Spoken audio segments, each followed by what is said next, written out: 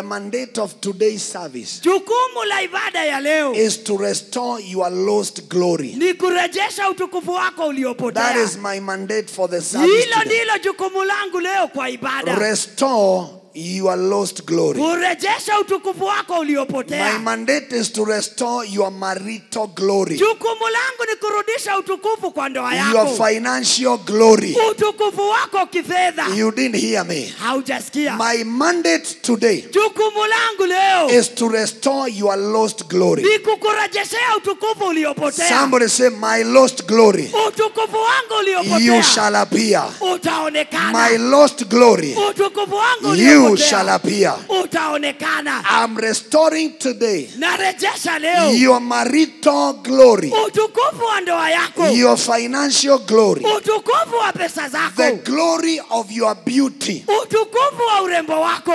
You know the way you are now. Unajua vile uko sasa. It's not the way you are. Sio vile ulikuanga. There are people who can say, Pastor, Kuna wale wanasema this mchungaji, is not the way I used to be. mimi sikuanga hivi. I used to be healthy. Nilikuwa na afya njema. I used to have money. Nilikuwa na pesa. I was once married. Nilikuwa kwa ndoa. There are people who are saying what they were. Kuna wale wanasema vile But walikuwa. today I want to tell you how you will be. Leo nakutangaza vile utakuwa. I'm telling you what you will become Leo after today. nakutangazia vile utakuwa. My mandate today Jukumu langu is to leo restore your family glory. ni kurejesha utukufu wa familia Somebody yako. say, my family glory. Utukufu wa familia I yako. can't hear you. Utukufu wa familia You yako. shall be restored.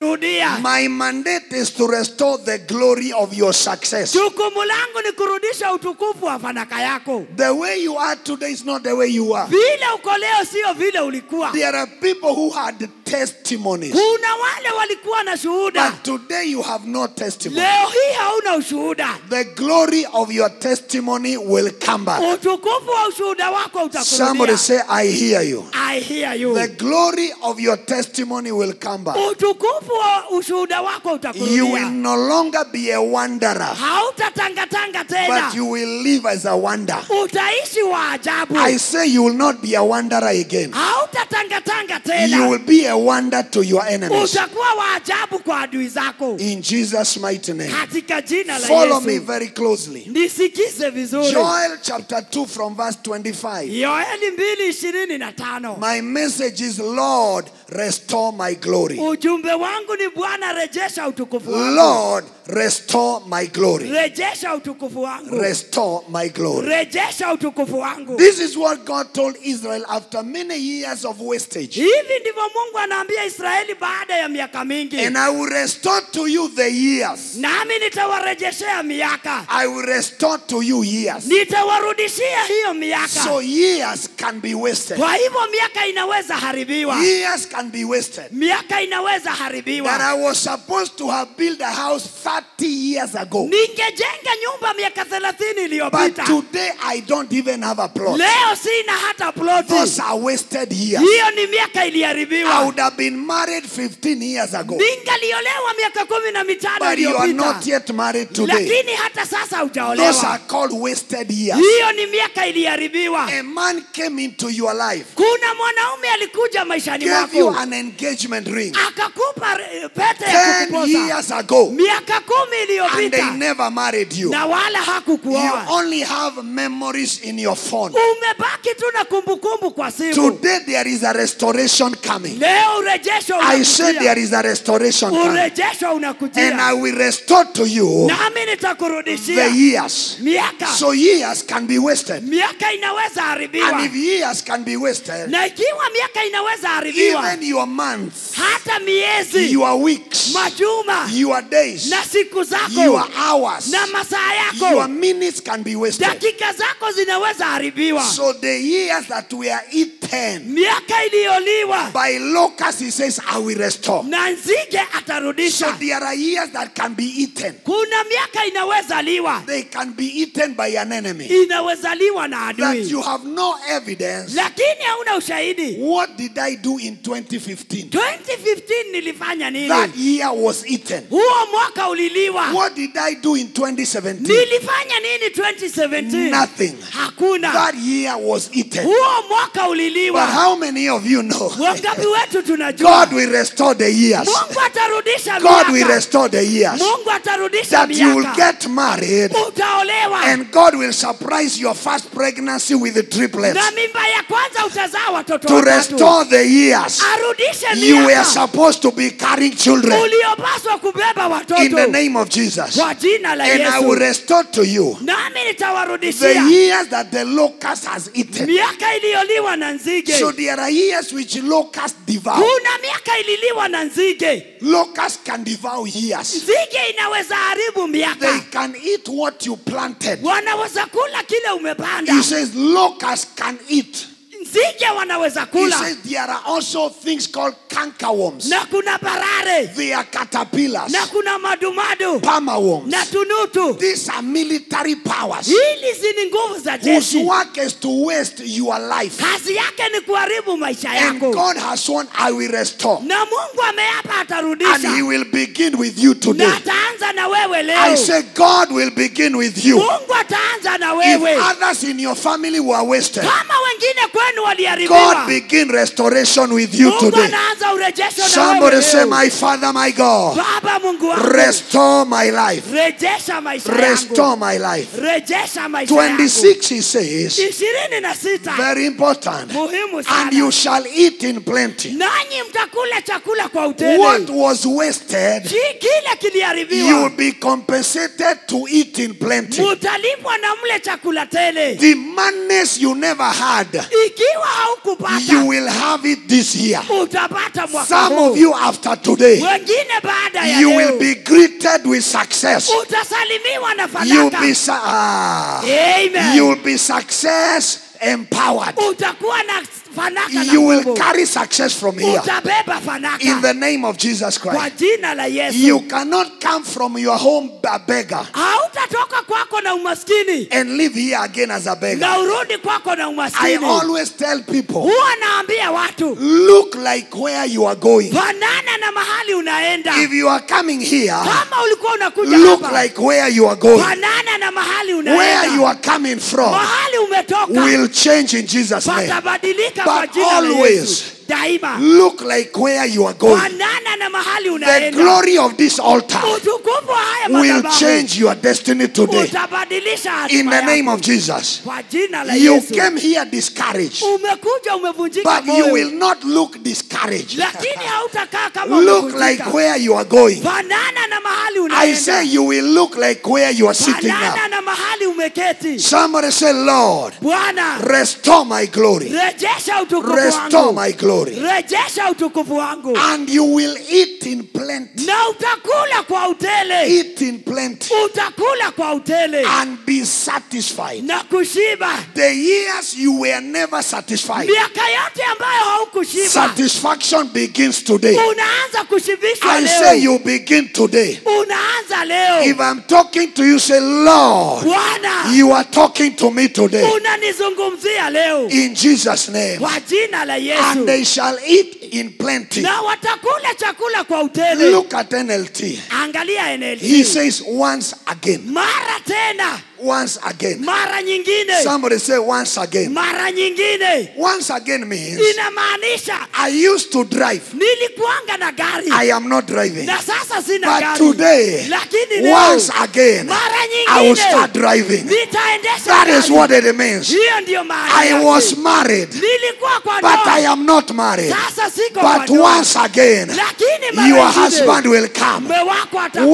Once again, Mara nyingine. that is where you are. Mahali huko. God will beautify you today. Mungu anakurembesha leo. Somebody say yes. Yeah. Once again, Mara nyingine. you will have all the food you want, Utapata chakula chote all unachotaka. the clothes you wanted. Nguo zote ulizotaka. You will have it. Utazipata And you tena. will praise the Lord your God, Na utamsifu Bwana Mungu who wako. does this, Anayetenda miujiza hii who kwako. does this, Miujiza. who does this, Miujiza. for who?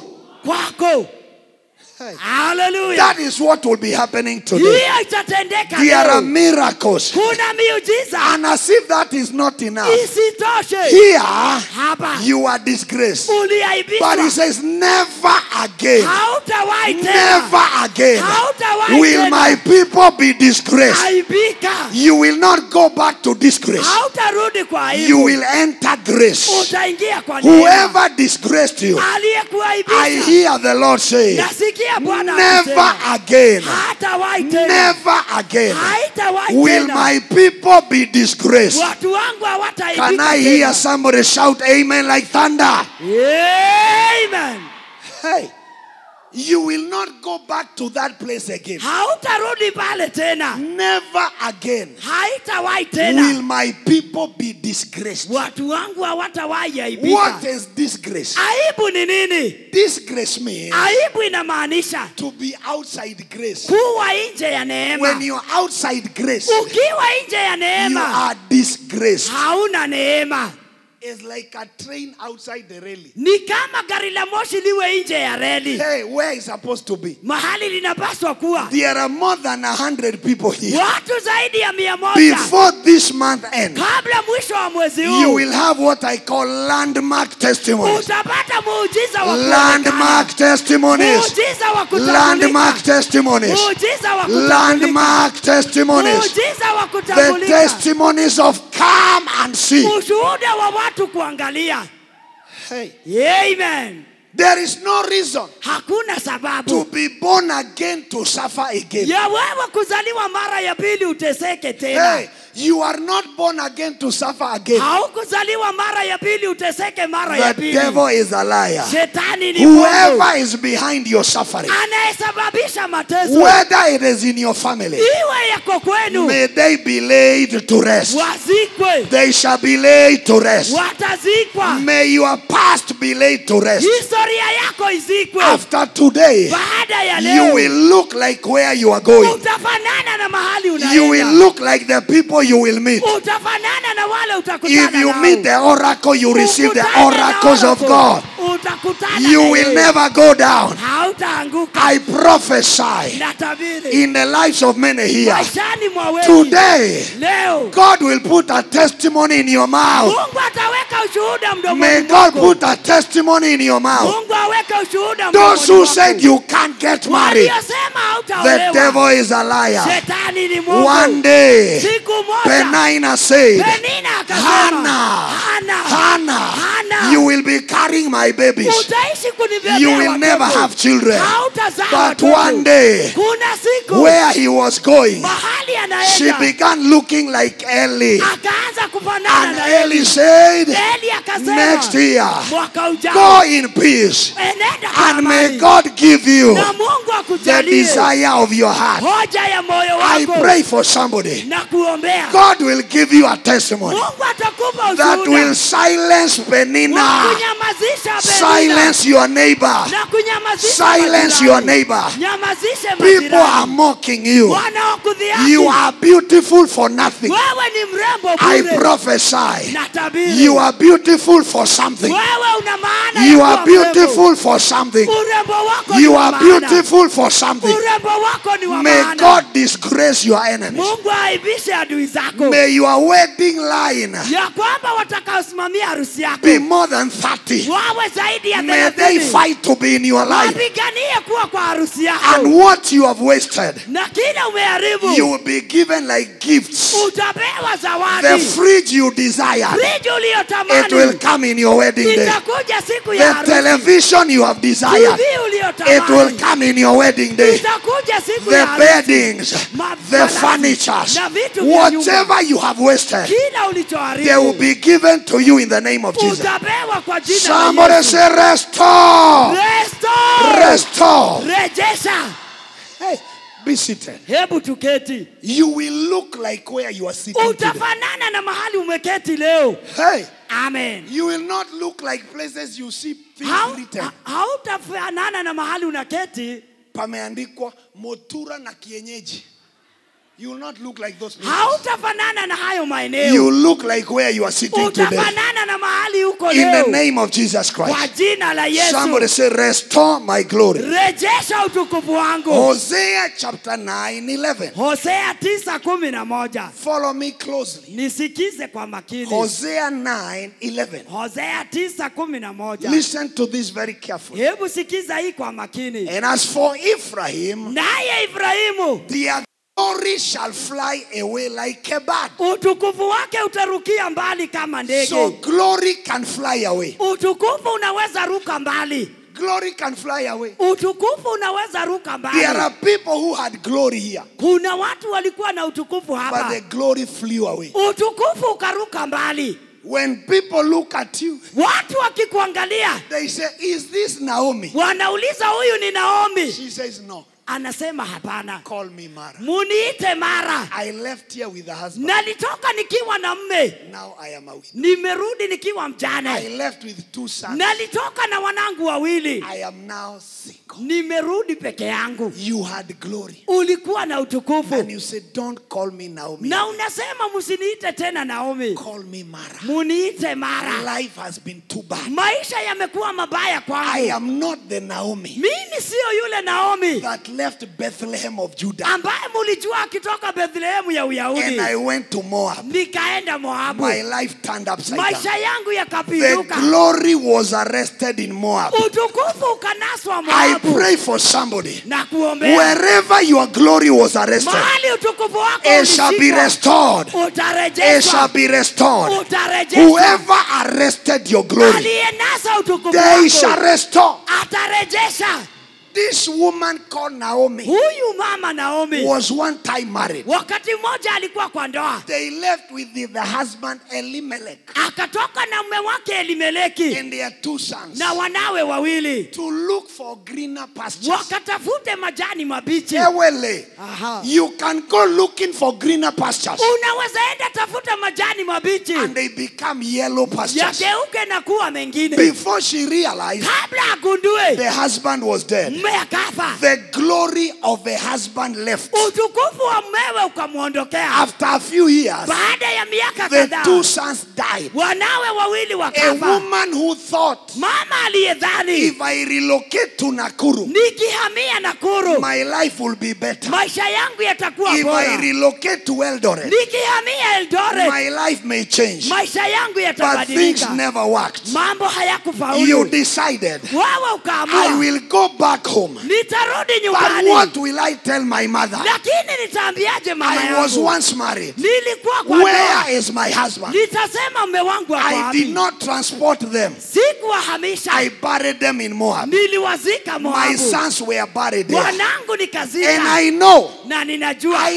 najua the language of my mother-in-law. Lugha ya mama mkwe. She will tell me, Ataniambia you went to kill my son. ulienda kuua You mwanangu. went to kill my son. Ulienda kuniulia Now you are mwanangu. coming back. Na sasa I unarudi. pray for somebody. Na kuombea. That glory will come back. Utukufu That utakurudia. glory will come back. Utukufu wako Somebody utakurudia. say, Lord, Bwana, restore my glory. nirudishie utukufu wangu. Hey, Amen. as for Ephraim, Ibrahimu, their glory shall fly. utukufu wake utaruka They mbali. shall fly away. Utaruka mbali. In other words, Kwa maneno mengine, Ephraim, Ibrahimu, you had a brother called Manasseh. ulikuwa na ndugu yako Manase. And I remember Na nikikumbuka your father, baba yenu Joseph, Yusufu took you to Jacob. aliwapeleka kwa Yakobo. And Jacob blessed you. Yakobo akawabariki. Where did you lose the glory? Utukufu wako ulipotelea wapi? Am I talking to someone? Amen. There are people who can tell me here, Kuna watu hapa wanasema my life was good. maisha yangu yalikuwa My sawa. life was good. Maisha yangu yalikuwa mazuri. I finished college. Nilimaliza college. I got a job. Nikapata kazi. Until Hadi a man said, mwanamume akaniambia, can I marry you? nataka kukuoa. My glory left. Utukufu wangu ukatoweka. I sold my car. I sold my car. Nikauza gari langu. My house. Nyumba yangu. I'm talking to somebody. Kuna mtu nanenea. Because today, Maana leo things will change. mambo Things yatabadilika. must change. Mambo yatabadilika. Somebody say, my Father, my God, Baba Mungu wangu, restore me again. unirejeshe tena.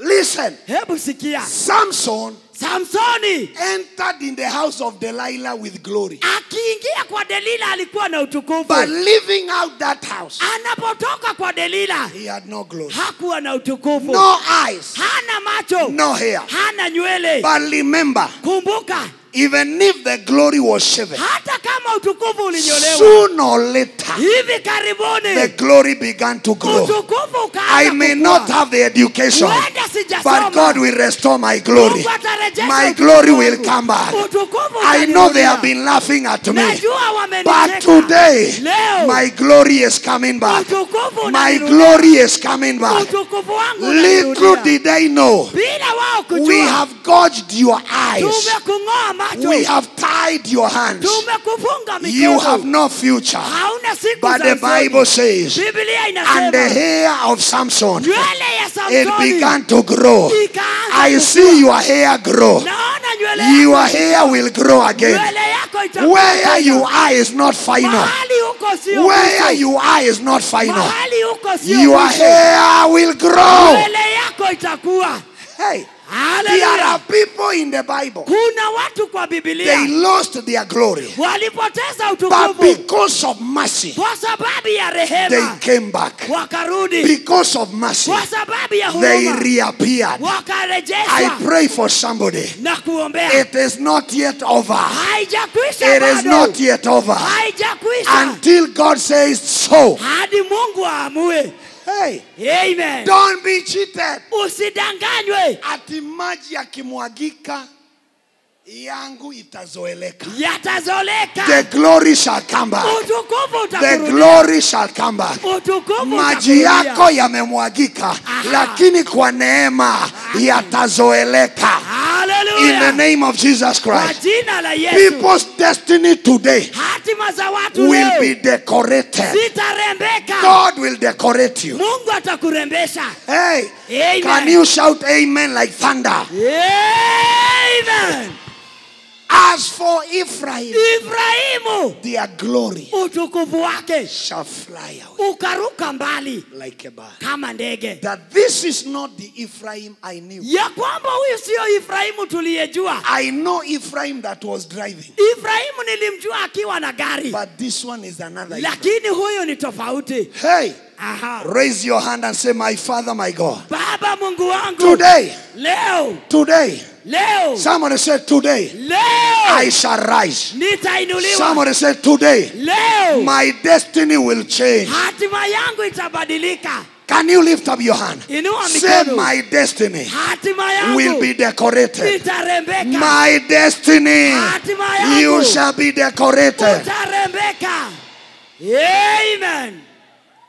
Hallelujah.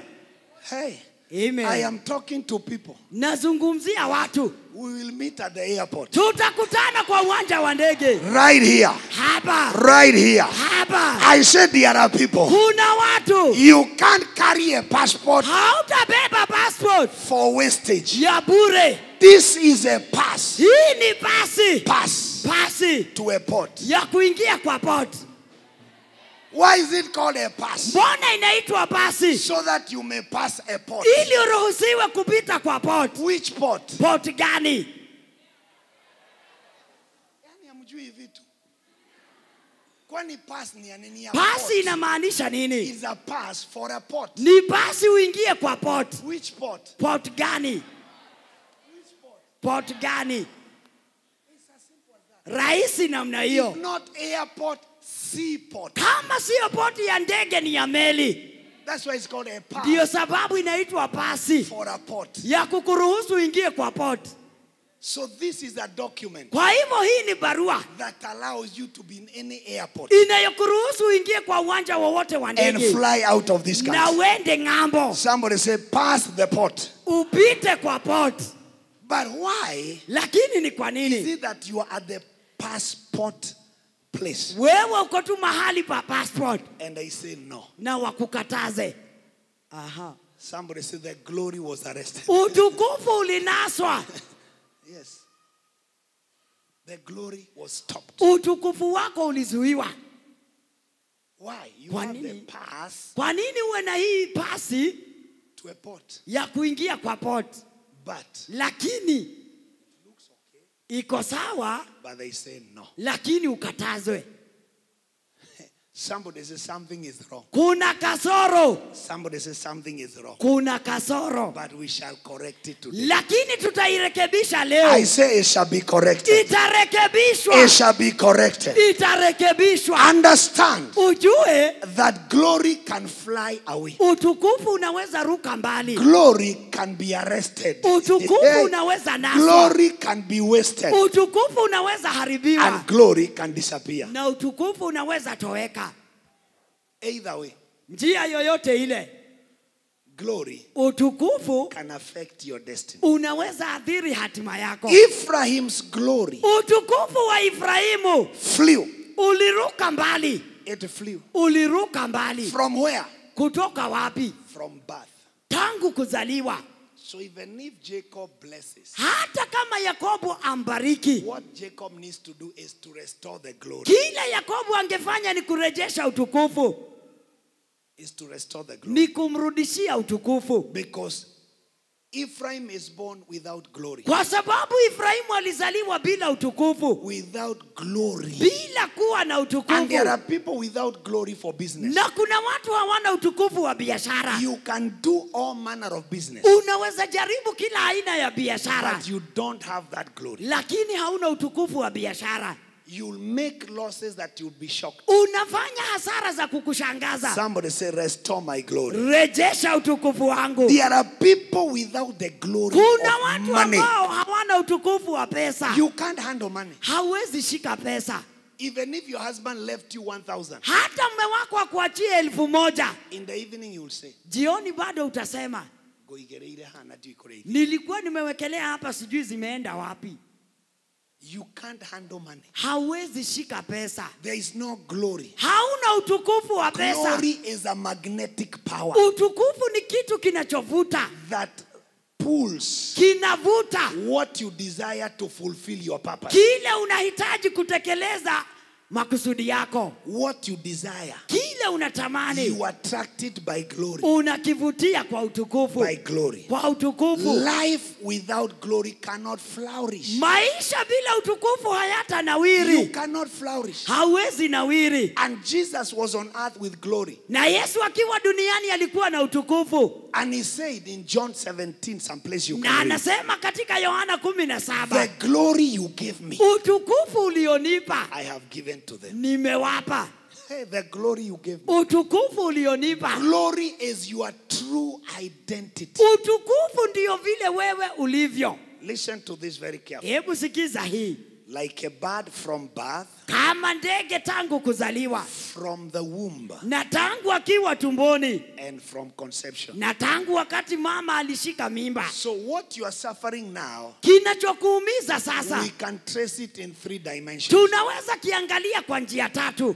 From birth, Tangu kuzaliwa, from the womb, tangu ukiwa tumboni, and the day you were conceived. na tangu mama yako aliposhika mimba. That is where glory was arrested. Hayo ndiyo maeneo utukufu So unanaswa. what you are suffering is the maturity of the absent glory. Mateso yako sasa ni kutokuwa na utukufu.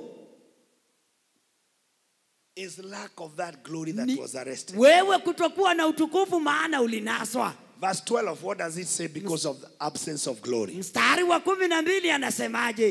Though they bring up their children, Hata wajapolea watoto, I will bereave them. nitawafanya waomboleze. That is lack of glory. Hiyo ni kukosa utukufu. I will bereave them. Nitawanyang'anya hao watoto. There shall not be a man left. Hakuna mtu atakayebaki. Go to verse 16. Mstari wa 16. This is what happens because of lack of glory. Na hii ndio inatendeka kwa kukosa Ephraim, utukufu. because of glory, is smitten.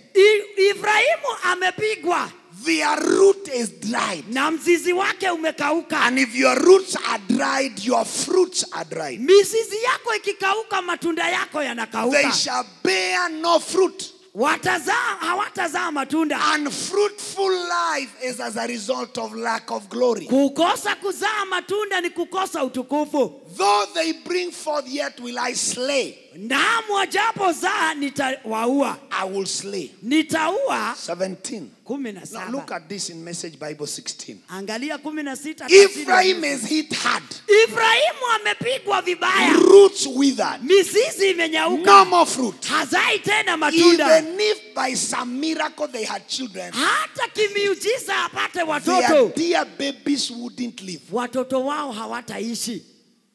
People lose babies that they don't know. Watu wanafiliwa na watoto na hawajui. Pregnancy is coming out. Mimba inajitoa. The source is here. Chanzo chake ni hapa. I would make sure of that. Nitahakikisha hiyo They cannot carry pregnancy ya kwamba hawatabeba mimba in my house. wakiwa kwangu. Whoever spoke those words, Aliyenena maneno kama I hayo revoke those words. na yakanusha That you cannot give birth in their house. eti hautazalia The kwao. devil is a liar. Shetani ni I mwongo. prophesy to somebody. Na You kutabiria will conceive and bear children utapata mimba na uzae to watoto their embarrassment. na wataaibika.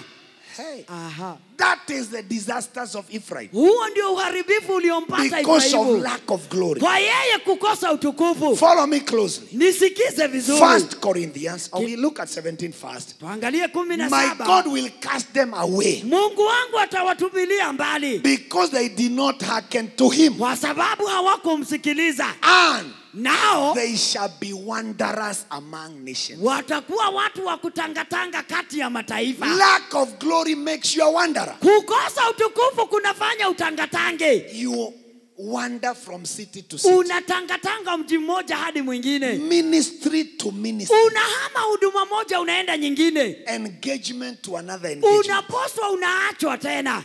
1 Corinthians 15:41. Kitabu cha kwanza cha Wakorintho 15:41. Jesus Christ. Follow this closely. Nisikize kwa makini. There is one glory of the sun, Pana utukufu mmoja wa jua and another glory of the moon, na utukufu mwingine wa mwezi and another glory of the stars. na utukufu mwingine wa nyota. Are you following me? Amen. These are dimensions of glory. Hizi ni aina mbalimbali za utukufu. You can't compare the glory of the stars with the glory of the sun. Hawezi linganisha utukufu wa jua na utukufu wa nyota. The glory of the moon Utukufu wa mwezi will only manifest at night. utang'aa usiku. The glory of the stars Utukufu wa nyota manifests utang'aa at night. usiku. But the glory of the sun, Lakini utukufu wa jua, right now even in the sky, hata sasa hivi mawinguni there are stars. kuna nyota. Moon is also there. Mwezi pia uko. But when a superior glory comes, Lakini utukufu mkuu the ukija, junior glory must submit. utukufu ulio duni And that unanyenyekea. is what will happen today. Na hiyo itatendeka The leo. glory that shall come upon your life. Utukufu utakao Any kujia. other glory in your family, Utukufu mwingine it shall wa kwenu bow before you. utakuinamia. It shall bow before you. Utakuinamia. Hey, Amen. it is not that there is no moon up there. Sio kwamba mwezi hauko juu, Even the stars are there. hata nyota ziko. But immediately the sun rises, Mara tu jua likipanda, the glory of the sun scatters utukufu wa jua the unatawanya glory of the stars utukufu wa nyota and the moon. na mwezi. Hey, what you need in Kenya, Kile unahitaji Kenya, businessmen, wafanyabiashara, is the glory that is superior in Kenyatta Avenue. ni utukufu ulio zaidi kule Kenyatta Avenue. Amen. Kama duka zenu zimefuatana laini na mnauza the same, kile unahitaji ni utukufu ulio juu ya hizi. Amen. Amen. Hii laini yote kutoka huko mpaka kumejaa makanisa. Kile tunahitaji ni utukufu ulio juu ya makanisa mengi. Amen. That's what you need. Amen. Another glory. Utukufu mwingine. That is what happens here. Na hiyo ndio inatendeka hapa. The sun rises, Jua likipanda, and because of the dimension of its glory, kwa sababu ya nguvu za utukufu wake, the moon, mwezi the stars, na nyota they submit their glory. zinanyenyekeza utukufu Hey, wake. listen to this. Hebu sikia. A man woke up in the morning Kuna mtu aliamka asubuhi moja and he told the father and the mother akaambia baba na mama and the yake brothers, na ndugu zake, I had a dream. niliota And ndoto, in this dream, na katika hii the ndoto sun and the moon and the stars, jua na mwezi na nyota their glory had no power. utukufu wao haukuwa My na star nguvu. was shining above them. Nyota yangu ikang'aa zaidi. That is Joseph. Huyo ni Yusufu. May you be the Joseph. Wewe uwe That your Yusufu. star will shine above your parents. Nyota yako ing'ae kuliko ya Where your wazazi. parents reached, Mahali wazazi you will walifika, cross over. wewe utavuka. You shall cross over. Utavuka. You may be the last born, Uende wewe ni mzaliwa but wa the mwisho. glory of the last born Utukufu wa shall be mzaliwa wa greater mwisho than the firstborn. utashinda mzaliwa wa kwanza. Hey, Amen. just by one dream, Kwa ndoto moja just woke up. anaamka tu, And as they go to the field, wanapoenda uwandani says, brother, mnajua nini? anaambia ndugu zake, mnajua Kwana ndoto moja ya kishua. niliota ndoto moja. Ndoto moja kali. Aha. Ndoto gani hiyo? Niliona jua na mwezi na nyota 11 zinaniinamia. Aha. Hey, wakasema wewe wacha uchawi. Ati sisi tukuinamie. Unajua mimi nina PhD, huyu ako na degree, wewe umemaliza tu form 4. It is not education. Haijalishi It is masomo. glory. Ni utukufu. It is glory. Ni utukufu. I say it is glory. Ni utukufu. Hey, Amen. am I talking to somebody? Hallelujah. He says, Anasema there is one glory pana utukufu mmoja of the sun. wa jua. So when you see the sun bright, Wewe ukiona jua limeangaza, that is the glory of the sun. huo ni utukufu wa jua. When you see the moon at the night, Ukiona mwezi usiku, actually, ukweli ni kwamba the moon depends on the glory of the sun. mwezi utegemea utukufu wa jua. Hey, there are people who start depending on you. Kuna watu wataanza kukutegemea. Nisaidieko tu. Aha. Nisaidieko tu. They will be depending on your glory Watategemea utukufu wako for their businesses to rise. ili biashara zao ziinuke. Amen. Am I talking to somebody? Hallelujah. One glory of the sun, Utukufu mmoja wa jua, another glory of the moon, utukufu mwingine wa mwezi, and another glory of the stars. na utukufu mwingine wa nyota.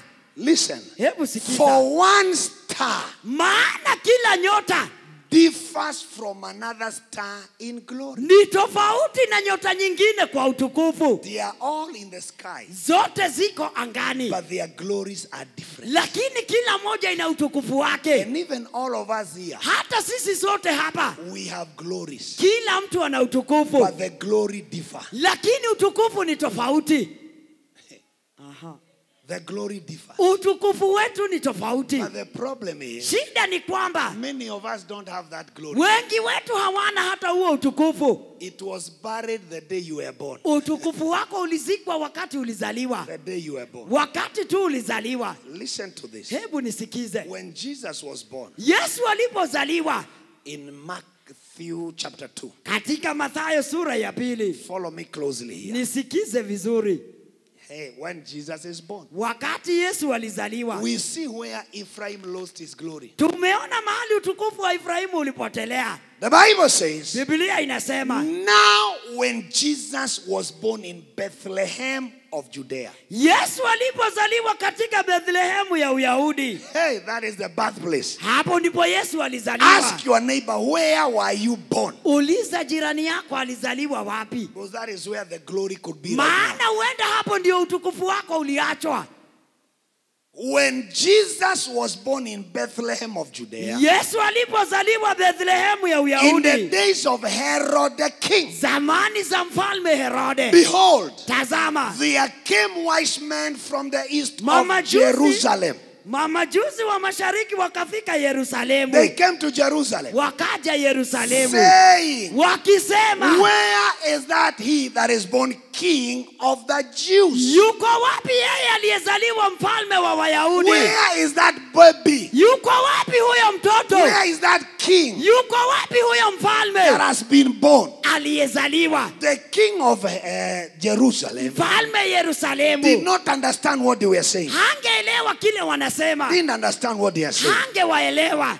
Yes, which king has been born? Akauliza ni mfalme yupi I am amezaliwa. the king here. Mimi ndiye mfalme hapa. And even if a baby is born, Na hata mtoto azaliwe, by the time he is 35, wakati anafika miaka 35, my question is, swali langu ni hili. how did you know? Mumejuaje? How did you know? Mumejuaje? How did you know? Mumejuaje? For we have seen his star. Maana tumeiona nyota yake. Hey, so the people sitting here, Wale wote wameketi hapa, these are stars. hizi zote ni nyota. But there are stars that stop shining. Lakini kuna nyota ziliacha kuangaza. Hey, there are stars here. Kuna nyota zingine They hapa stopped shining. ziliacha kuangaza. Today you begin shining. Leo unaanza kuangaza. Today you begin shining. Leo unaanza kuangaza. Listen, Hebu sikia. where is the king of Jews born? Ako wapi mfalme aliyezaliwa?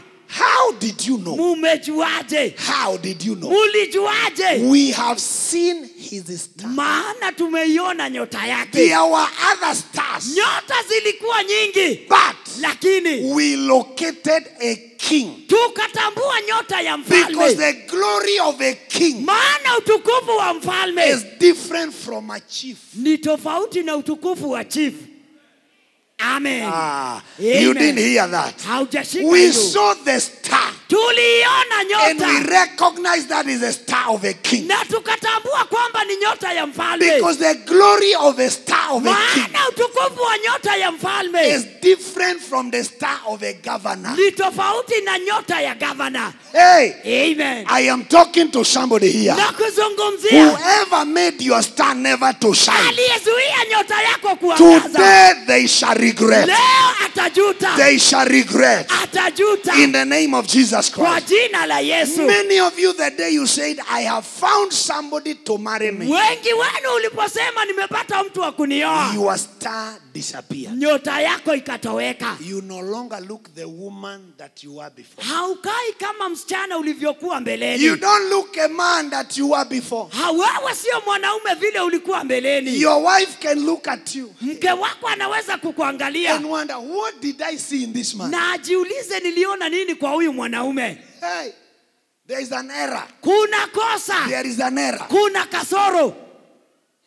We saw his star. Tumeiona nyota yake. The star we saw Nyota tuliyoona is not a chief. siyo nyota ya chief, It's not a star of an MCA. siyo nyota ya MCA, It was king. ni nyota ya It mfalme. had another glory. Ilikuwa na utukufu And tofauti, we followed it. nasi We tukaifuata. have followed it. Tumeifuata. Whoever followed your star Aliyefuata nyota yako from the day you were born, tangu ulipozaliwa, whoever they are, yeyote yule may they regret today. ajute leo. I said they will regret. Atajuta. You had a great future, Ulikuwa na siku za but the day mbeleni, they saw your star, walipoiona nyota they yako cast your star. wakailaani.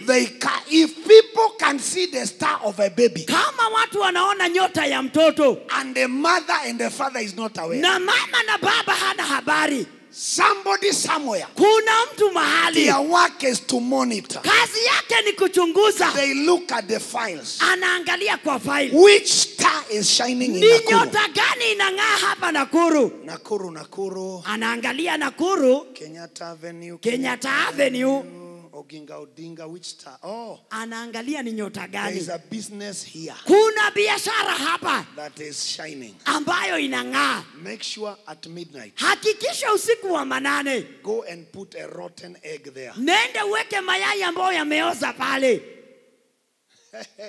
You wake up in the morning, you want Unaamka asubuhi unashangaa, somebody drops some rotten eggs kuna mtu aliangusha mayai yameoza and a dead bird, na ndege ambaye amekufa, and you ignore. na wewe ukapuuza. Here we don't ignore the works of the devil. Hapa hatupuuzi matendo ya The shetani. Bible says, do not Biblia inasema ignore usijaribu, the wiles. usipunguze Do hila, not despise. usipuuze Do hila, not assume. usipuuze, For we are not ignorant maana hatutaki kutojua the devices of the enemy. hila za adui.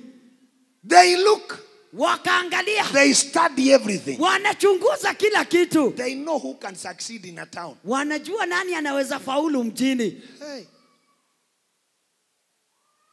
They know everything. Wanajua kila kitu. A woman was telling me. Kuna mama moja aliniambia. She was going to Uganda. Alikuwa akienda Uganda. Buying things. Kununua bidhaa. Success. Akawa anafanikiwa. One day. Siku moja. Things turned around. Mambo yakabadilika. She found herself cooking chips at the roadside. Akajikuta anapikia watu chips barabarani. She couldn't understand. Na hangeelewa.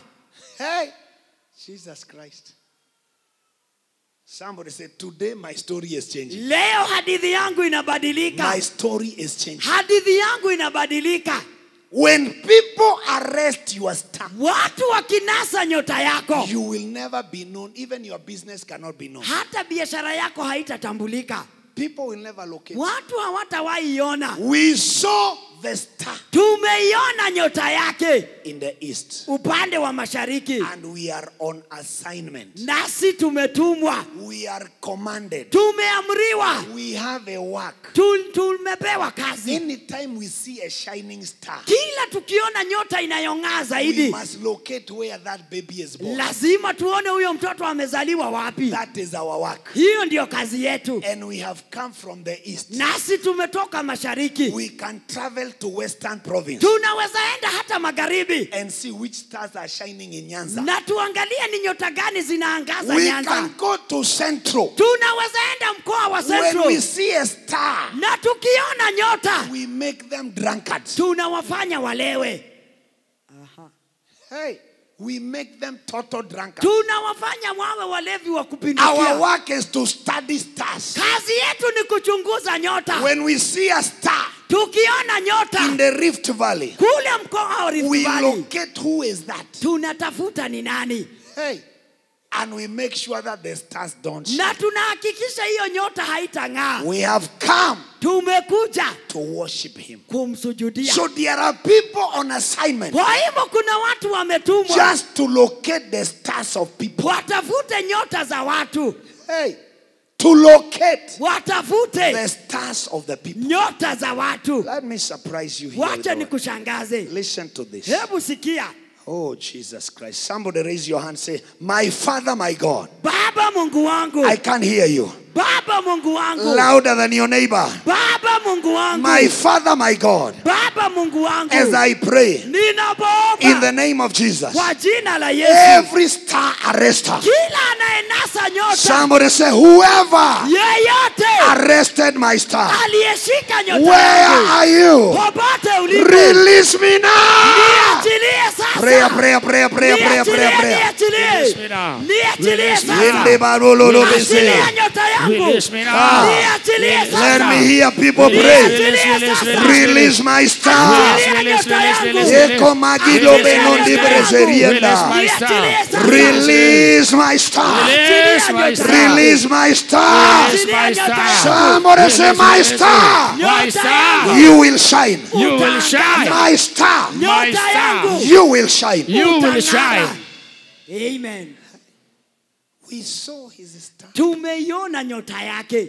Hey, Joseph and Mary even don't know. Yusufu na Mariamu hata hawana habari. They don't know there are people studying this baby. Hawajui kuna watu wanachunguza mtoto wao. Hey, they don't know there is somebody who saw the baby immediately he was delivered. Hawajui kuna watu waliona mtoto mara tu alipozaliwa. And they have traveled. Na wamesafiri. Following the star. Wakifuata ile nyota. Until they locate the baby. Hadi wakamfikia mtoto. And they brought gifts. Na wakamletea zawadi. There are people who can handle gold from birth. Kuna watu wanapata dhahabu tangu kuzaliwa. That is Jesus. Kama Yesu. They brought gold. Walimletea dhahabu. Frankincense. Wakamletea manukato. Hey, mtoto hata ajui ni nini.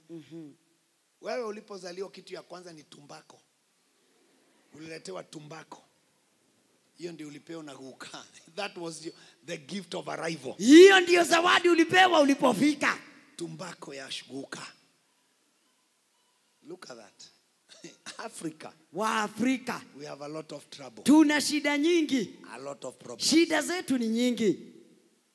There are engineers here. Kuna mainjinia hapa. There are pilots. Kuna marubani hapa. You were born as you are growing. Ulizaliwa na ulipokuwa unakuwa, You used to drive to small vehicles. ulikuwa unaendesha tu gari tudogo. Because you become Maana utakuja kuwa somebody driving vehicles. mtu mwenye magari. But today even a bicycle is not. Leo hii hata baiskeli hauna. Even a bicycle. Hata tu baiskeli. You were desiring. Ulikuwa na tamaa One day I'll be a senior secretary. ya kwamba siku moja nitakuja kuwa secretary Because you mkubwa. saw what they used to do that time. Maana uliona vile masecretary walikuwa wakifanya.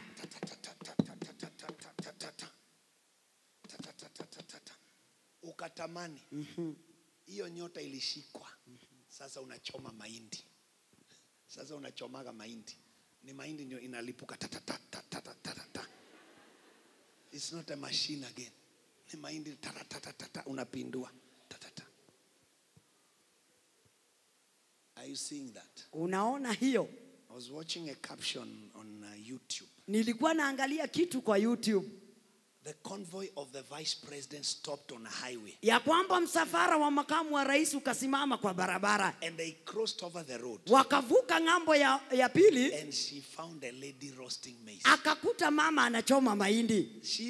She doesn't even know who this is. Huyu mama hata hajatambua huyu ni nani. She has covered her head. Maana amejifunika kichwa. Because mama, unauza mahindi? Utaniuzia mahindi? Unataka gani? Ruto got into his pocket. Ruto akaingia mifukoni. Got thousands. Akatoa maelfu. Gave her. Akapatia yule mama. Cried and knelt down. Yule mama akapiga magoti akalia. You be located, I'm telling you. Wewe utapatikana. I say you be located. Utapatikana. You will be located. Utapatikana. Hey. Watu kabla wajaya amechukua pesa ameingiza kwa matiti. Almost 30,000. Kama 30,000. Kaingiza kwa matiti. Ajali mahindi sasa. Kuleni mahindi sasa. Kuleni mahindi.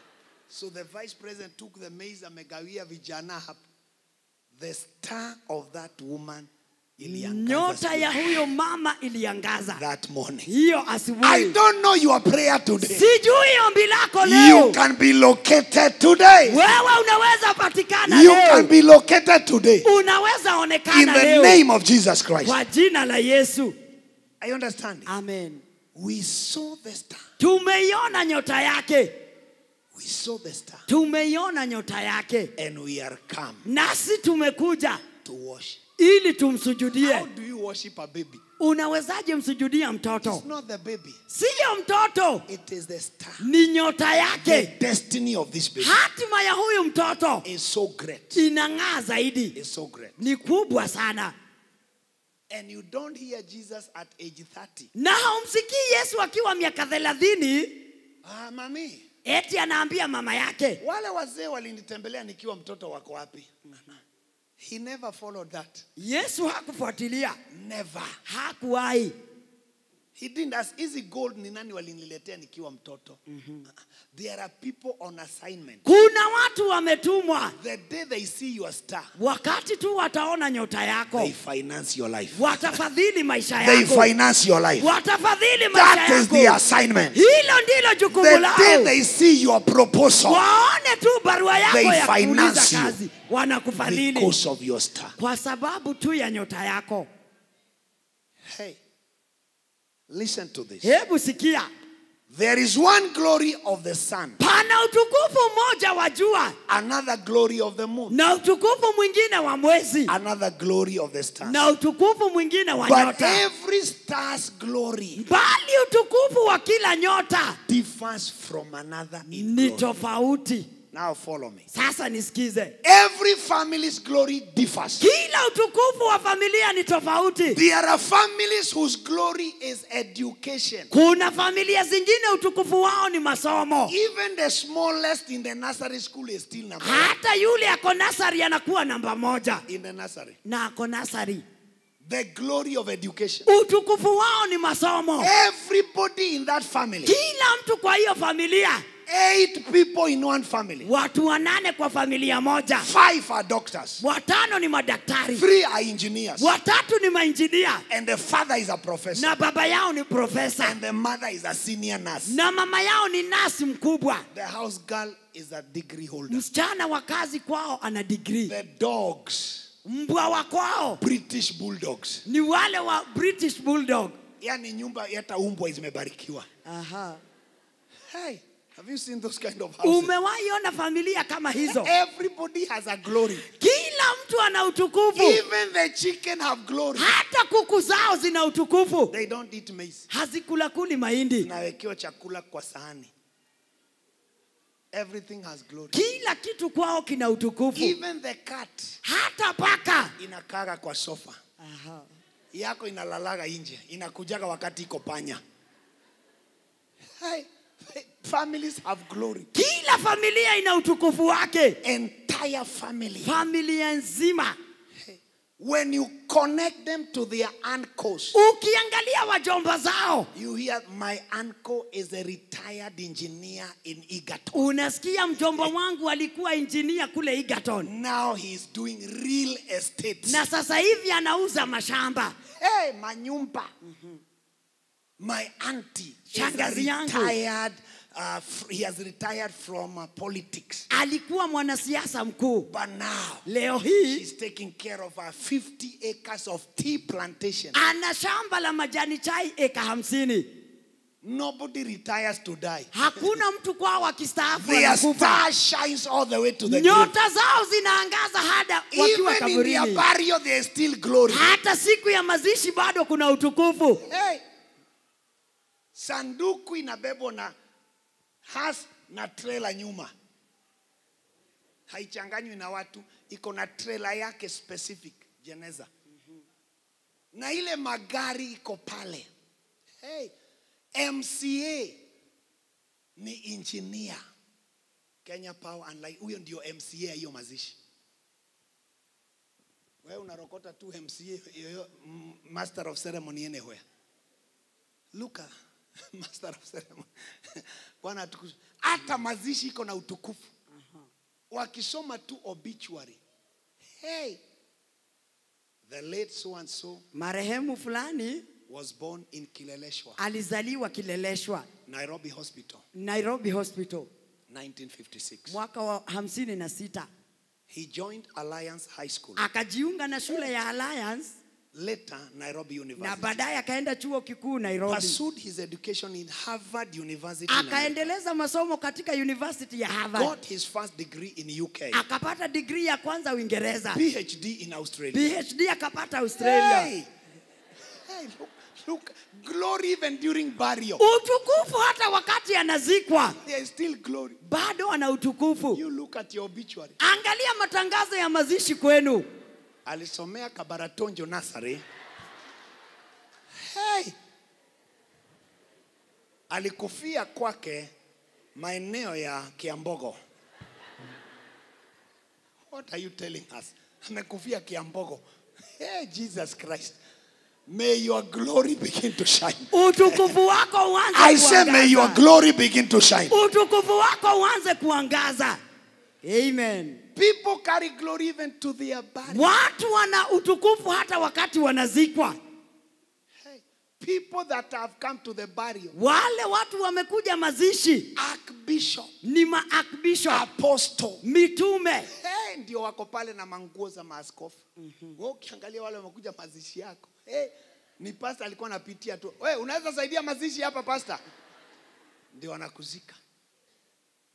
Glory to the last minute. Watu wana utukufu hadi dakika ya mwisho. The person thanking the people, vote of thanks. Yule ambaye anawashukuru watu. We want to thank Tunataka kushukuru the Sarova Hotels Sarova Hotel for financing the burial kwa ajili ya kufadhili mazishi and also helping us with the meeting committee with the hall. na pia kwa kutusaidia na hall ya kufanyia komiti. Sarova, huko ndio mnakutana kupanga mazishi. Wengine yako inafanyiwa kokeb. Ati mnanunua mandazi na chai ndio mkubaliwe kukaa huko mpange mazishi. Hey, the devil is a liar. Shetani ni The mwongo. devil is a liar. Shetani ni mwongo. Hey, Jesus Christ. We want also to accept Tunataka pia kumshukuru condolences of our president in absentia. rambirambi za rais wetu hata kama hakuja. Wewe nani anatuma risala? Hata hakuna mtu amejua umekufa. Nobody knows whether you have died. I'm also bringing the condolences Na waletea pia rambirambi of the governor of our county. za gavana wa kaunti He yetu. wanted to be with us. Alitaka sana kuwa pamoja nasi. This death came at a time Ya kwamba hiki kifo kimetokea wakati that even us, we are sorrowing because we have lost one of us hata sisi tuna huzuni, tumeondokewa na mmoja in wetu this county. katika kaunti hii. Wewe ni nani wameondokewa? Nobody even knows whether you have died. Hakuna mtu anajua hata kama umekufa. Jesus Christ. Jesus Christ. There is a glory of one family. Pana utukufu wa familia. Education. Utukufu wao ni masomo. Even if they don't study, Hata kama hawasomi, they are still passing. bado wanapita They are mtihani. still passing. Bado wanapita mtihani. Very intelligent people. Watu ambao ni werevu. You'll always find them with a small novel. Unakuta kila wakati mtu amebeba novo ndogo. If they sit somewhere waiting for somebody, Akiketi mahali eti anangoja mtu, They are unakuta anasoma. they are reading. Anasoma. Wewe ukiwa peke yako, what do you do? Huwa unafanya nini? Nekwega muno, nekwega. Mzuri, mzuri. Unasalimia kila mtu. You waste a lot of time because you have no glory. Unapoteza wakati mwingi maana hauna utukufu. Am I helping somebody? Amen.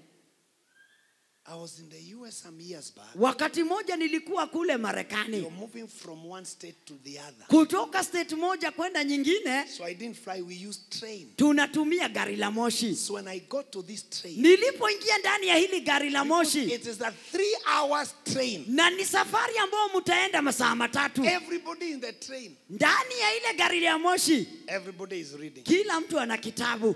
Ni mimi tu naangalia nje. Nisipitishwe, mimi nafikiri ni matatu za rangalanga. Jesus Christ. Mimi tu ndio naangalia nje, naangalia na everybody in that train, Kila mtu ndani ya hilo gari la moshi they are reading. anasoma. Others are, Wengine wamevaa headphones. they are reading novels. Novels Wanasoma. ya page 1400. Si kitabu ya Jua Kalulu. Novel ya page 1400. Hey, somebody is reading. Mtu anasoma. By the time we reach our destination, Wakati tunafika, he has read almost 500 pages. amesoma kurasa karibu 500. Their glory is books. Utukufu wao ni kusoma Books. vitabu. There is another family. Kuna familia nyingine, Their glory is money. utukufu wao ni pesa. Everybody has money. Kila mtu kwao ana pesa. Everybody Kila mtu has money. ana pesa. Nobody borrows anybody else. Hakuna mtu anaomba mwingine kwao, Because their glory is money. maana utukufu wa kwao ni They pesa. compete to buy one another food. Wanashindana kununuliana When chakula. they are sitting as a family, Wakiketi kama familia, no, I'll pay today. ni mimi nitalipa leo. The other one say, no, no, no, no. Mwingine anasema hapana, wacha You will nilipe. pay the dinner. Wewe utalipa jioni. Me, I'll pay. Mimi wacha nilipe. Nyinyi mkikutana, bili letwe kwa meza. Nederoka. Unajifanya unatoka kidogo. Jesus Christ. What kind of life is this? Hayo ni maisha ya aina gani? Just because bill imeletwa ya shilingi 800. Mumekula chai na mandazi, bill hata ni ya 400. Ikishawekelewa tu kwa sababu waiter anakuja na karisiti, anakaweka upside down. Unakafunua. Nederoka. Unajifanya unarudi. The devil is a liar. Shetani ni The mwongo. devil is a liar. Shetani ni May mwongo. financial glory rest upon you. Utukufu wa pesa May your ukushukie. financial glory Utukufu wako kifedha start today. uanze leo. Raise your hand, somebody with anger. Inua mkono kwa My hasira. father, my father. Baba yangu, baba As yangu. I pray, Ninapoomba any man or woman yeyote that arrested aliyeshika my financial financial glory. My financial glory. Where you are. Where are you? Release my financial glory. Release my financial Achilia glory. utukufu wa fedha. Release. My financial glory. Range Release kotule it now. mrezeda. Release. Iko My mandereda. Release. Hey, Zelida Doloba. Release. My Iko financial sandolobosa. glory. Release it now. Ikandelelelele. Release. Somebody release my financial glory. My financial glory. Financial glory. Appear. My financial glory. My financial glory. Appear. In Jesus' name. Amen. Families whose glory is education. Familia zingine utukufu wao ni masomo. Other families is money. Familia zingine ni pesa. There is another family. Familia nyingine All the ladies are beautiful. wasichana wote ni warembo. They are all brown, but the father is black. Wote ni weupe na baba yao ni mweusi. Hey, all of them, the figure. Wasichana wote wana umbo. Hey, the whole family. Familia nzima. Even to the smallest in Nazareth school. Hata kale kadogo ni karembo. A girl in Nazareth school, she has hips. Hata yule ako nasari ako na hips. Yani ni nyumba ya urembo. Hey, Jesus Christ. The glory of beauty. Utukufu wao ni urembo. Wewe wakati unaongezea hizi hapa, zao ni original. Aha. Zao ni zile original. Hawaongezi They don't chochote. add anything. Hawaongezi They chochote. can't add this. Hawawezi kata It hizi. is original. Zao ziko They sawa. don't have any extension. Hawajajiongezea chochote. Their hair reaches at the back. Nywele inawafika mgongoni. Original glory. Utukufu wao halisi. Urembo. Urembo wao. Hey, look at that. Hebu There angalia. are those whose glory is ugliness. Kuna wengine utukufu wao ni sura mbaya. Hey, even their names Hata majina yao is ugliness. ni majina ya sura mbaya. You can't explain. Haujui ni kwa nini. You can't explain. Hauwezi kujua. At 30 years, they lost their 3 teeth. Wakiwa miaka 30 meno 3 imeng'oka. They can't say 1,000. Hawawezi sema 1,000. 1,000. Hey, Jesus. Their glory left. Utukufu wao ulitoweka. Hey. But there are people. Lakini kuna wengine. Yani hata asipoenda kinyozi nywele yako hair cut inakaa. Hey, excellent. Iko sawa. Mambo yao wakifanya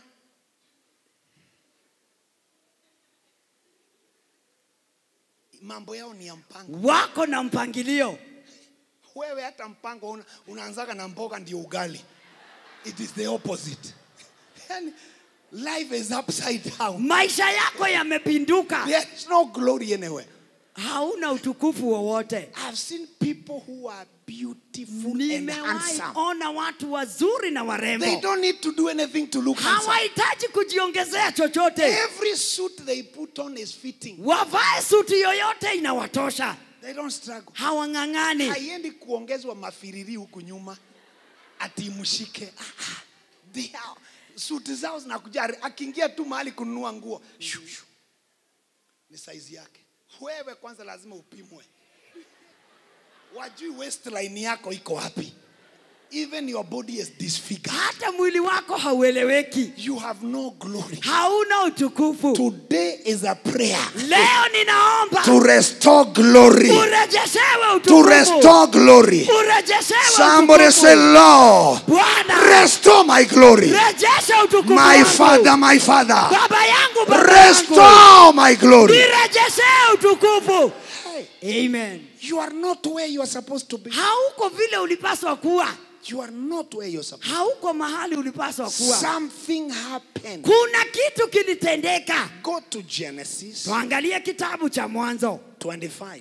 Mwanzo sura ya 25. 25 from verse 19. Kuanzia mstari wake wa 19. The story I want us to see of 2 young men Hadithi ya vijana wawili ambao nataka tuone from their birth. kuanzia kuzaliwa kwao. These are the generations of Isaac. Na hivi ndivyo vizazi vya Isaka. So everybody has their generation. Kwa hivyo kila mtu ana kizazi chake. Abraham's son, Mwana wa Ibrahimu, Abraham begot Isaac. Ibrahimu akamzaa Isaka.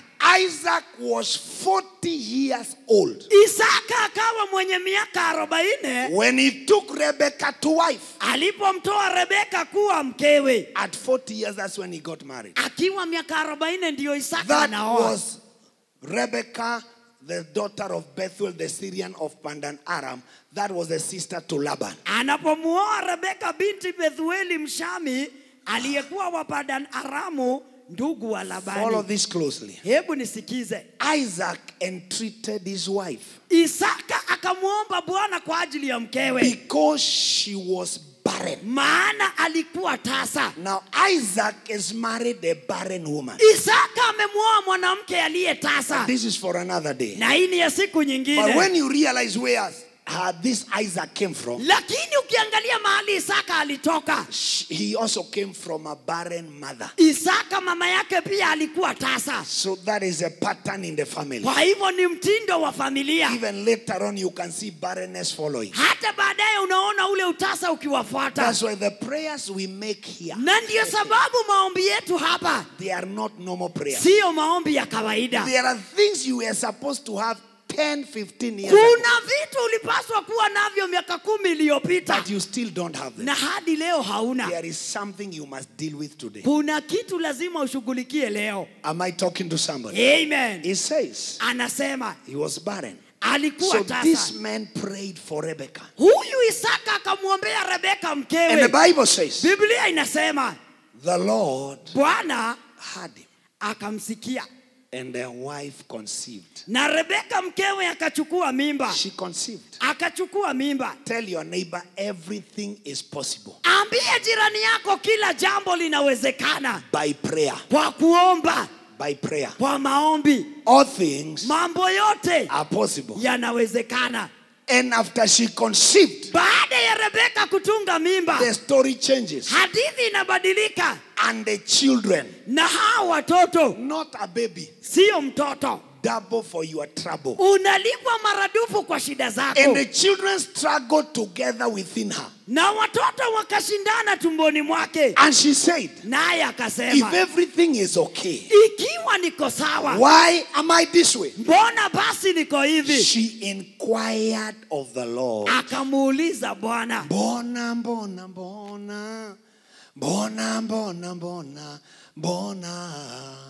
Ah, bona. She inquired, akamuuliza Bwana, why can't I be married? mbona mimi siolewi? Why are these children fighting? Mbona hawa watoto Why wanashindana? can't I get a job? Mbona sipati kazi? Inquire of the Lord. Muulize Bwana. She inquired, Akamuuliza if Bwana, this pregnant is as normal like any other woman, kama mimba yangu ni sawa kama mimba zingine, why am I hearing in the womb? mbona nasikia ndani ya tumbo? Tup, tup, pap, pap, pap, pap.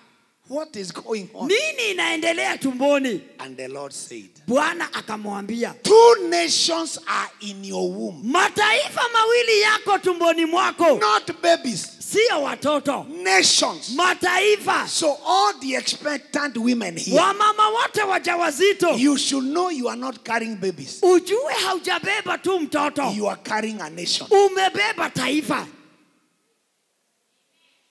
And all the expectant women said, all the expectant women said, kwani ni wangapi?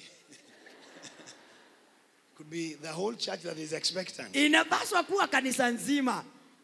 I've said, Nimesema kuna wale wanatarajia mashamba, kuna wale wanatarajia magari, Amen. kuna wale wanatarajia kutarajia, unaweza tarajia anything. Aha. And all those who are expectant say yes. So ukishasema amen, unatofautisha ni gani yako, so that you don't get the wrong one. ili usije ukapata ile hautarajii. Are you understanding? Amen.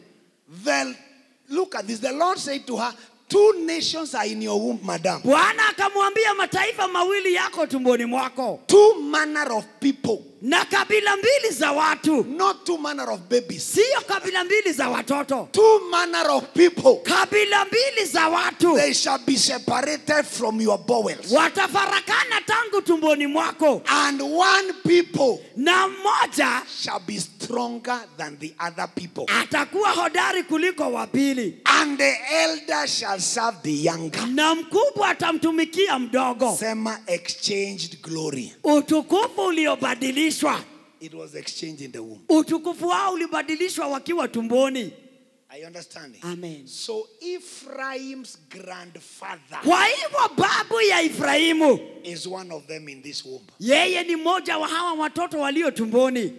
Are you understanding? Amen. Because from these 2, Maana kutoka kwa hawa wawili, this is where Joseph came, hapo ndipo Yusufu alitoka, and Joseph gave birth to Ephraim and na Manasseh. Yusufu ndiye aliwazaa Efraimu na So Manase. one of these is the grandfather Kwa of hivyo Ephraim. mmoja wa hawa wawili ni babu ya Efraimu. The elder shall serve the younger. Na yule mkubwa atamtumikia mdogo. And there is nothing as bad Hakuna kilicho kibaya for you to serve your younger brothers and kama sisters. wewe kumtumikia ndugu yako mdogo. You wash the car of your younger brother. Unamwoshea ndugu yako mdogo gari.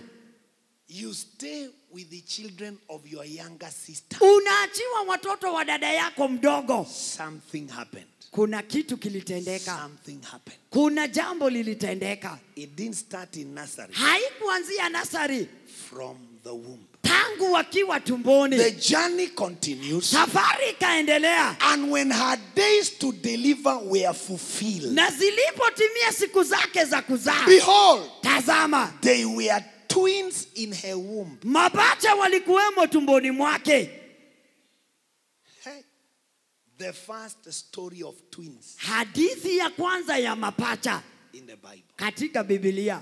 Twins. Mapacha. So if it has happened here, Kama imetendeka kwa Biblia, it can happen there. inaweza tendeka kwako. It can happen there. Inaweza tendeka The kwako. Bible is an example Maana Biblia ni mfano of what God can do in the physical. wa kile Mungu anaweza fanya kitendeke. Behold, Tazama, they were twins in her womb. mapacha walikuwemo tumboni mwake. What happened? The Bible says Biblia inasema the first came out red. wa kwanza akatoka akiwa mwekundu mwili wote. This is Esau. Huyu ni Esau. He's coming out because he's the first. Anatoka maana yeye ndiye wa kwanza. Came out red all over like a hairy garment. Akatoka akiwa mwekundu mwili wote kama vazi la And he's nywele. called Esau. Wakamwita jina lake Esau. This is the firstborn. Huyo ni wa kwanza. But remember, Kumbuka, the older mkubwa will serve the younger one. atamtumikia mdogo. So coming out first does not mean you are the first. Kutoka wa kwanza haimaanishi wewe ndiye mzaliwa wa kwanza. Your glory was exchanged in the womb. Utukufu ulibadilishwa ukiwa And tumboni. your brother behind you knows that. Na ndugu aliye nyuma yako anajua hiyo. And after that, Baada ya hapo, came out his brother, ndugu yake naye and akatoka. his hand took hold of Esau's heel, Na mkono wake unamshika Esau kisigino.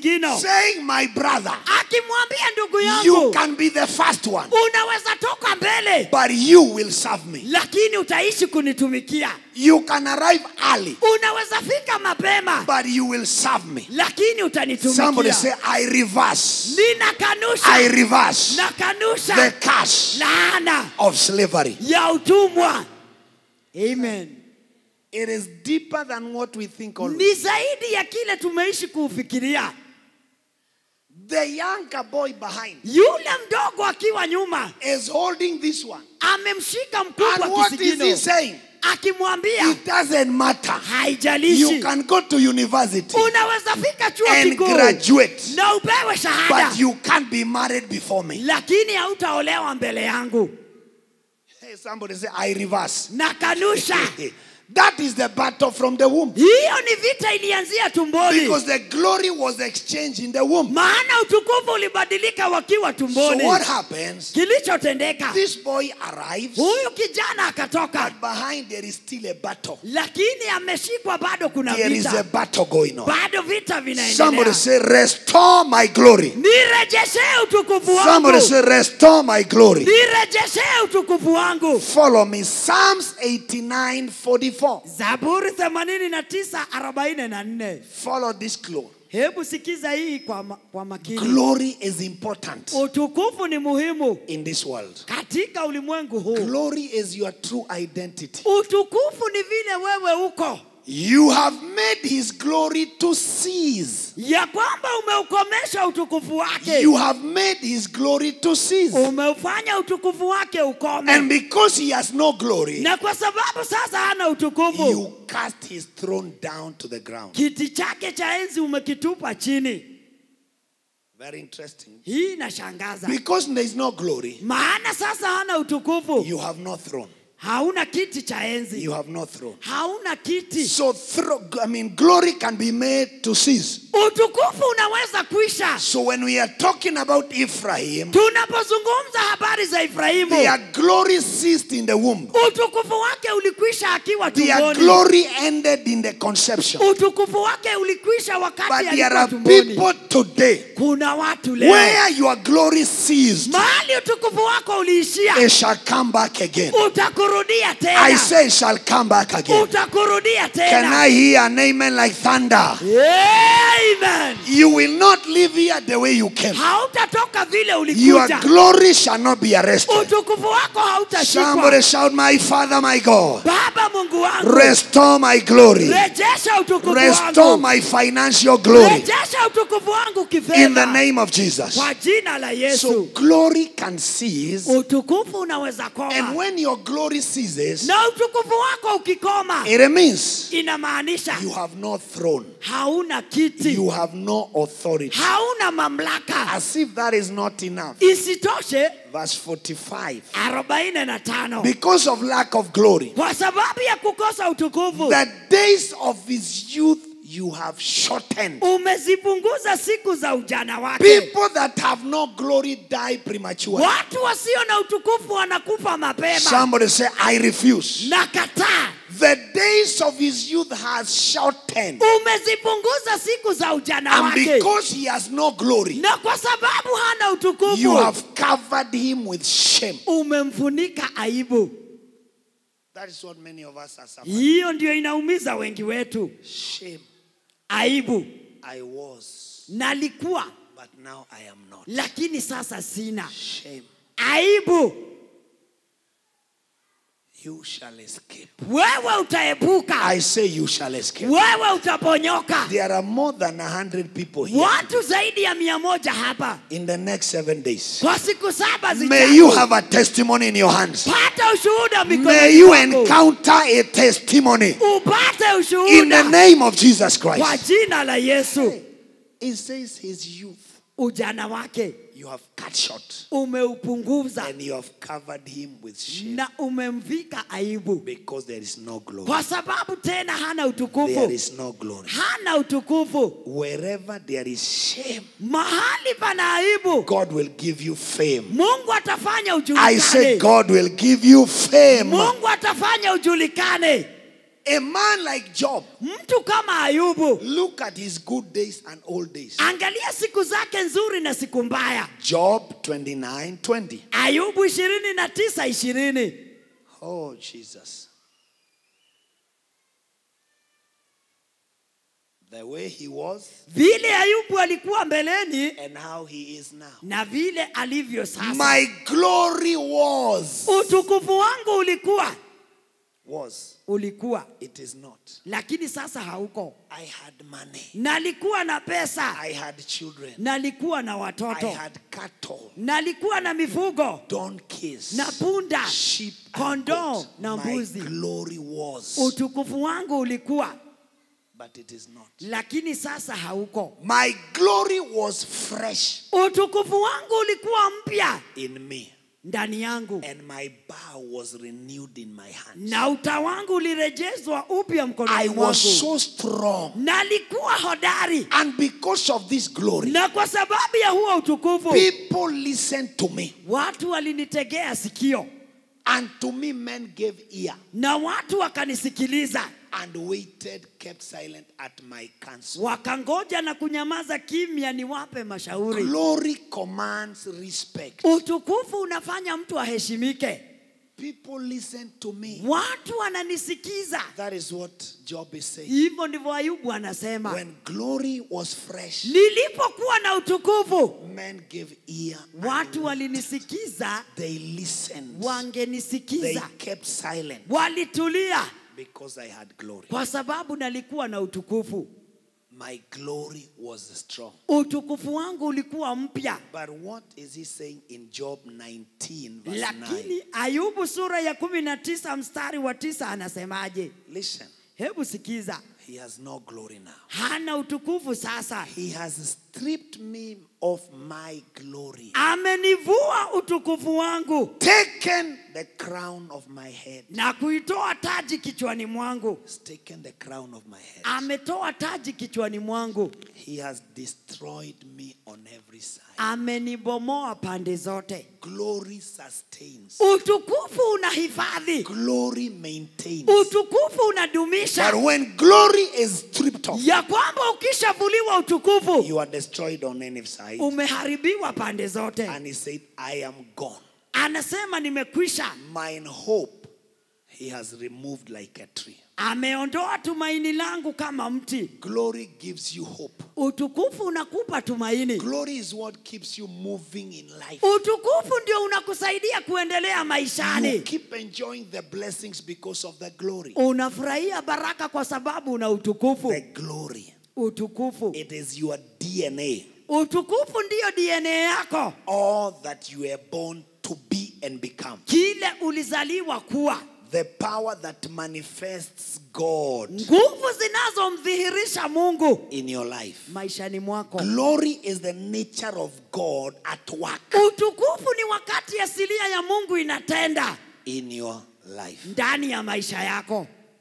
Somebody say, I hear you. I hear you. Somebody say, I hear you. I hear you. When this man called Ephraim, Wakati huyu Efraimu their glory was stolen and utukufu diverted. wake ulipoondoka, Trouble began. shida There are zikaanza. a number of things we'll be looking at, but because of time, I want us to pray. Kuna mambo ambayo tungeangalia, lakini kwa ajili ya wakati nataka tuombe. Let's look at the facts about glory. Wacha tuangalie mambo yanayohusu utukufu. Glory can be fresh. Utukufu unaweza kuwa mpya. Glory can be stripped off. Utukufu unaweza vuliwa.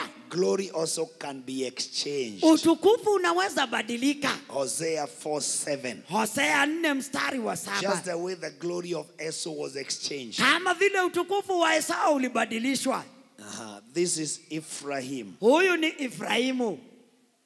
As they were increased, so sinned against me. Therefore, I will exchange their glory to shame. Kadri walivyozidishwa kwa kadri ya hiyo, hivyo walitenda dhambi. Because of sin, Kwa sababu ya dhambi, I will exchange their glory to shame. nami nitageuza utukufu wao kuwa aibu. So there are people, because they sinned, Kuna watu kwa sababu walitenda dhambi, you did abortions, ulitoa mimba, the glory was exchanged to shame. utukufu wako ukageuzwa kuwa aibu. You can also be stripped of your glory. Unaweza pia vuliwa utukufu In wako. Exodus 28 verse 2, follow me. Kitabu cha Kutoka sura ya 28 mstari wa 2. This is what God commanded Moses. Haya ndiyo Mungu alimuamuru Musa.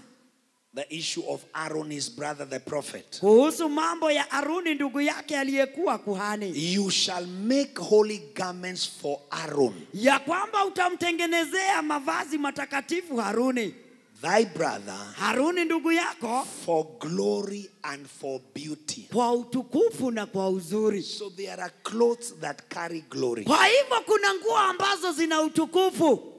There are clothes or dresses you put on. Kuna nguo ambazo ukivaa They carry a certain glory. zina utukufu fulani. And that is something everybody should be aware of. Na hilo ni jambo kila mtu anapaswa kujua. For the glory of Esau to be now affirmed to Jacob. Ili utukufu wa Esau udhibitishwe kwa Yakobo. Jacob had to put on the clothes of Esau Yakobo alivaa nguo za Esau. and went to seek for the blessings. Akaenda kutafuta The baraka. father could not see. Baba yake hangeona. And he said, Lakini akasema, are you Esau my son? wewe ndiwe Esau mwanangu. Jacob said yes. Yakobo akasema ndiyo. And he said, but the voice is Jacob. Baba akasema sauti ni Yakobo, But if I touch you, lakini nikikugusagusa it is Esau. nasikia ni Esau. Because this man put on the garment of his brother. Maana Yakobo alivaa nguo za ndugu yake Esau. People that want to finish your destiny, Watu wakitaka kumaliza hatima yako, they only need to carry your clothes watabeba tu nguo yako, and put them in an altar of witchcraft. wawekelee kwa madhabahu ya uchawi. They will finish you right where you are. Watakumaliza mahali huko. Your glory is taken to an altar. Maana utukufu wako umewekelewa kwa madhabahu. The business you are doing starts going down. Biashara yako inaanza kufilisika. After a month, they bring it back. Baada ya mwezi moja wanakurudishia And they put it back. na wanarudisha mahali ulikuwa umeweka. And things begin to work against you. Na mambo yako yanaanza kukuinukia. So the garments Aaron was supposed to put on Mavazi ambayo Aruni alipaswa kuvaa were for glory yalikuwa kwa utukufu and beauty. na kwa uzuri. Beauty. Uzuri. So glory, Utukufu can be in clothes. unaweza kuwa kwa mavazi. So don't give anybody your clothes. Kwa hivyo usipeane nguo zako. Don't just give out. Usipee mtu yoyote nguo zako. There are relatives you give your clothes, they carry your glory. Kuna watu wenu ukiwapa nguo zako wamebeba utukufu wako. Some of us sitting here, Wengine wetu tumeketi hapa. you are carrying a glory from America. Umebeba utukufu wa Marekani.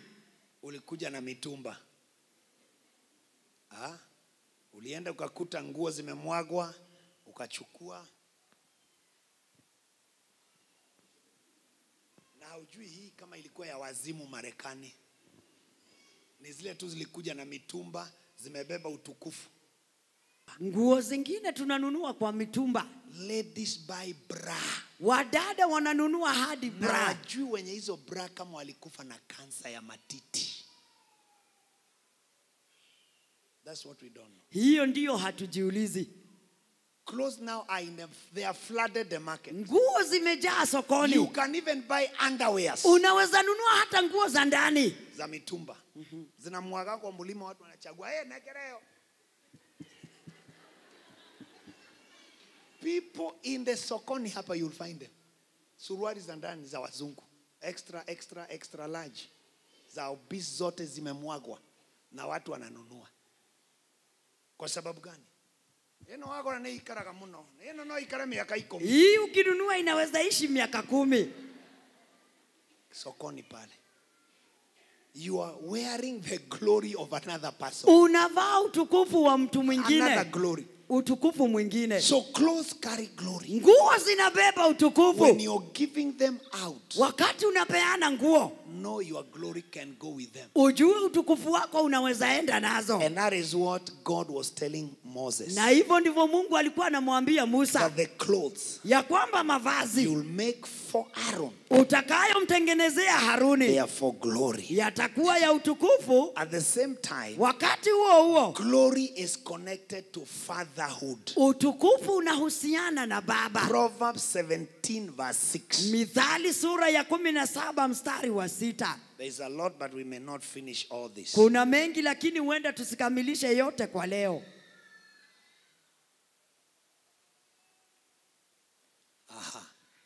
Children's children Watoto wa watoto are the crown of old men. ndiyo taji ya wazee. And the glory of children are their fathers. Na utukufu wa watoto ni baba zao. Hey, you need the father to carry glory. Unahitaji baba ndio uwe na utukufu. I'm telling you, nakwambia You need a father unahitaji baba to carry glory. ili uwe na utukufu. You look at that banner there, Angalia kile kibandiko pale, you will see my father there. utamuona baba yangu. That banner there. Hicho kibandiko. Those who are down, you can see another banner there. Wale ambao mko juu kuna kingine pale juu. That banner. Hicho kibandiko. That is my father. Huyo ndiye baba I yangu. carry the glory of my father. Nabeba utukufu wa baba yangu. May you carry this glory today. Wewe pia beba utukufu huu The leo. glory of prosperity. Utukufu wa The fanaka. glory of multiplication. Utukufu wa The kuzidishwa. glory of abundance. Utukufu wa In the utele. name of Jesus. Kwa jina la Yesu. The glory of children is their father. Utukufu wa watoto ni baba zao. At the same time, glory can be transferred. Utukufu unaweza hamishwa. John 17:22. Yohana 17:22. So that we start praying against glory arresters. Ili tuanze kuomba kinyume na wanaonasa utukufu. Look at this. Hebu angalia. Jesus is praying. Yesu anaomba. Actually, John 17 yote ndio the Lord's prayer. Ndiyo sala ya Bwana. But Luke 11 is the disciples' prayer. Lakini Luka 11 ni ombi la wanafunzi. And the glory which you gave me, Nami utukufu ule ulionipa, I have given them. nimewapa. Hey, I have given them. Nimewapa wao. That they may be one, even as we are one. Ili wawe na umoja kama sisi tulivyo umoja. Glory unites. Utukufu unaunganisha. Glory unites. Utukufu unaunganisha. Somebody say, by prayer, Kwa maombi, my glory shall be restored. utukufu wangu My utanirudia. glory shall be restored. Utukufu wangu In the utanirudia. name of Jesus Christ. Kwa jina la Somebody Yesu. say, by glory, Kwa utukufu I shall excel. nitaendelea. By glory, Kwa utukufu my prosperity fanaka yangu shall appear. itaonekana. Amen.